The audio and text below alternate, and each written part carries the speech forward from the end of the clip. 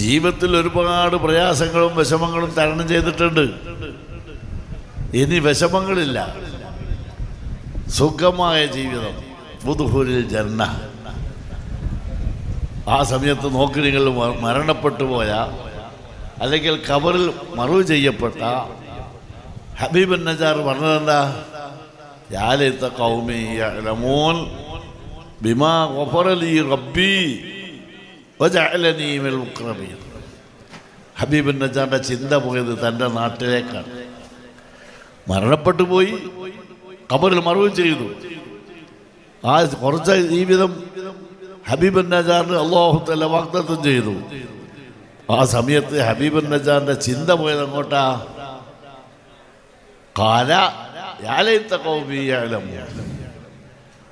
എൻ്റെ ആളുകൾ എനിക്ക് കിട്ടിയ ഗുണം അറിയുമായിരുന്നെങ്കിൽ